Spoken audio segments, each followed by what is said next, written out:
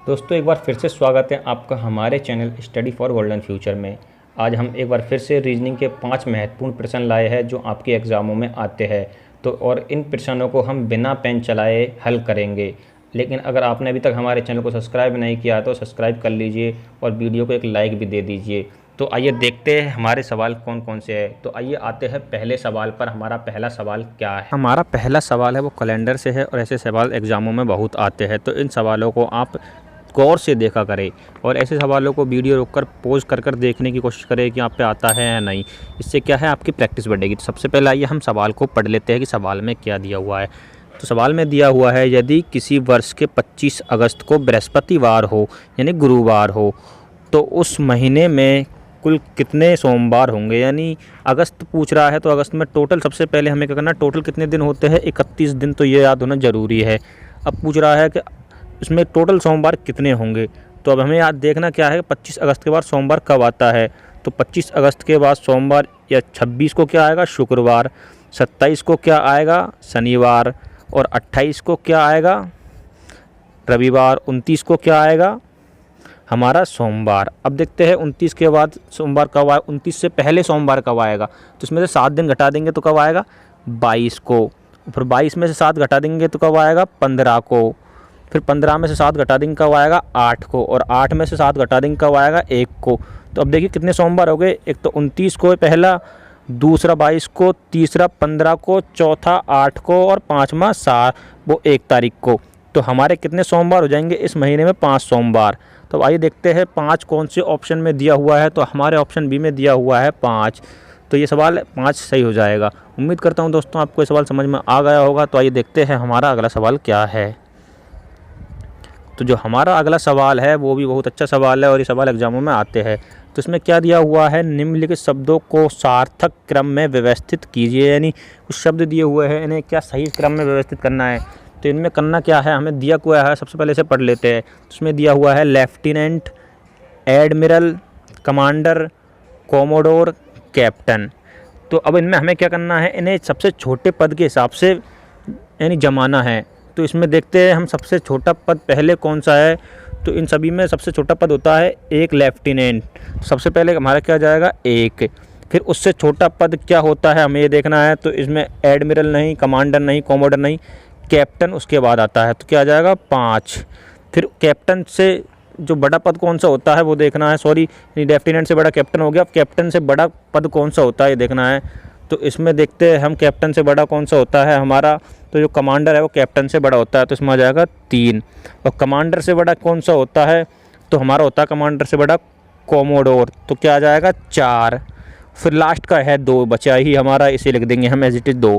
अब देखते हैं ये 2 कौन से ऑप्शन में दिया हुआ है, 1, 5, 3, 4, 2।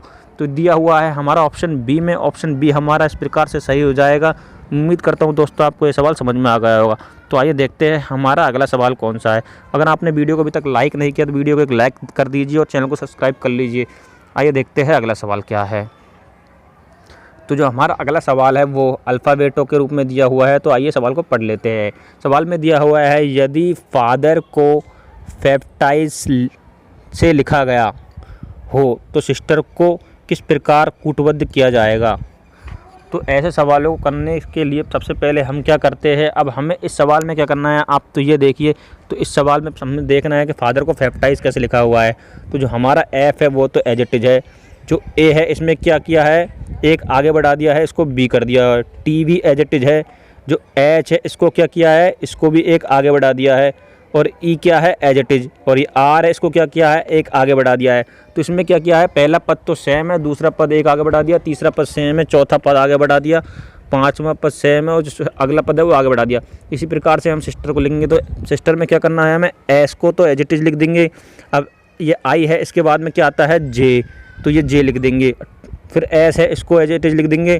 फिर अगला पद बढ़ा देंगे। टी के बाद में क्या आता है हमारा, यू आता है। तो फिर ई को एज इट इज लिख देंगे। और आर के बाद में क्या आता है हमारा, एस। अब देख लेंगे हम एस, जे, एस, यू और ई, एस कहाँ है। तो ऐसा हमारे ऑप्शन डी में दिया हुआ है। तो हमारा ऑप्शन डी राइट टिक हो जाएगा। उम्मीद करता हूँ दोस्तों आपको सवाल समझ में आ गया होगा। तो आइए देखते हैं हमारा अगला सवाल क्या है। तो हमारे अगले सवाल में दिया हुआ है, दिए गए विकल्पों में से संबंधित संख्या को चुनिए। तो इसमें दिया हुआ है 30 को क्या लिखा जाता है, 5 को क्या लिखा जाता है, 30 तो 8 को क्या लिखा जाएगा। दोस्तों ये बहुत ही इंपॉर्टेंट सवाल है और एग्जाम में कई बार आ चुका है और अब भी आ सकता है। तो इस सवाल को आपको गौर से देखना है। तो हम 30 को कैसे लिख सकते हैं, वो 5 को 30 कैसे लिख सकते हैं, तो जैसे 6 से क्रॉस करके देखें 5 छिक्का 30। अब 8 को देखें, 8 छिंग कितना होता है 42। देखते हैं ऑप्शन, किसी ऑप्शन में 42 है क्या, नहीं है। तो ये इस प्रकार से तो नहीं होगा। हम कुछ अलग करके देखते हैं, जैसे 5 है, इसका वर्ग किया, फिर इसमें 5 जोड़ा तो क्या आ जाएगा हमारा 30। अब ऐसी प्रकार से हम 8 देखते हैं, 8 का वर्ग किया और इसमें क्या जोड़ा 8, तो कितना आ जाएगा हमारा 72। देखते हैं 72 है क्या कहीं, नहीं 72 भी नहीं है। तो ये इस प्रकार से भी नहीं होगा। हम इस प्रकार से सोच जाते हैं। हमें क्या करना है, कुछ अलग सोचना है। रीजनिंग है, इसमें हम कैसे भी कर सकते हैं। तो दोस्तों देखिए, जैसे 5 है, इसका क्या किया हमने वर्ग, फिर इसमें क्या करा 5 जोड़ दिया, तो कितना आ जाएगा हमारा 30। अब इसी प्रकार से हमें क्या करना है, 8 का क्या करना है वर्ग, और इसमें क्या जोड़ देना है 5 ही जोड़ना है, 8 नहीं। तो कितना आ जाएगा हमारा 69। तो देखते हैं हमारा 69 कौन से ऑप्शन में दिया हुआ है। तो जो 69 है हमारा ऑप्शन डी में दिया हुआ है। तो ऑप्शन डी हमारा राइट हो जाएगा इस प्रकार से। दोस्तों उम्मीद करता हूँ आपको ये सवाल समझ में आ गया होगा। अगर आपको ये सवाल अच्छा लगा है तो वीडियो को लाइक ज़रूर कर दे। तो आइए देखते हैं अगला सवाल क्या है।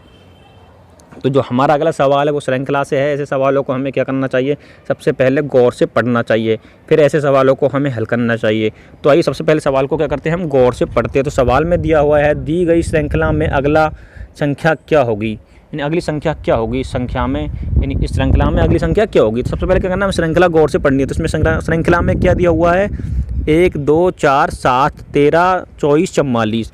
तो श्रृंखला में देखते हैं हो क्या रहा है। तो 1 के बाद क्या आ रहा है 2, 2 के बाद क्या आ रहा है 4, 4 के बाद क्या आ रहा है 7, यानी इसकी 1 की वृद्धि, इसमें 2 की वृद्धि, इसमें 3 की वृद्धि, इसमें फिर क्या हो रहा है डायरेक्ट 7 और 6 13, यानी 5 6 की वृद्धि, फिर इसमें 24 यानी कितनी 9 की 11 की वृद्धि, इसी प्रकार इसमें 20 की वृद्धि।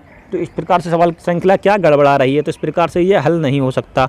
अब हमें क्या करना है, इसमें कुछ अलग दिमाग लगाना है। तो हमें करना क्या है, इसमें ये जो स्टार्टिंग की 3 संख्या है 1 2 4, इनका जोड़ कितना हो रहा है 7, ठीक है। तो ये हमारा चौथा पद आ रहा है।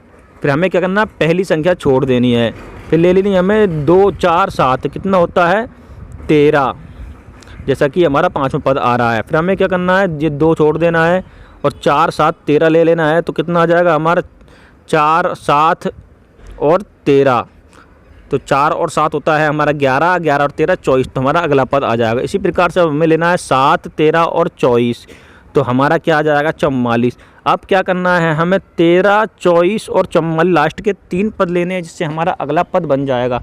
तो देखते हैं लास्ट के 3 पद कौन से हैं। एक तो 13 है, एक 24 है, एक 44 है।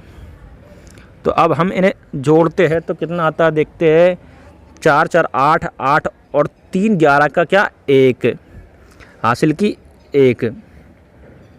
अब देखते हैं 1 और 1 2, यानी 1 और 1 2, 2 और 2 4 और 8, तो कितना आ जाएगा हमारा 81, जैसा कि हमारा ऑप्शन सी में दिया हुआ है। तो ऐसे सवालों को हम इस प्रकार से हल कर सकते हैं। उम्मीद करता हूं दोस्तों आपको ये सवाल समझ में आ गया होगा। अगर आपको वीडियो अच्छी लगी तो लाइक करें, चैनल को सब्सक्राइब करें, वीडियो को शेयर जरूर करें अपने दोस्तों तक। वीडियो देखने के लिए धन्यवाद दोस्तों।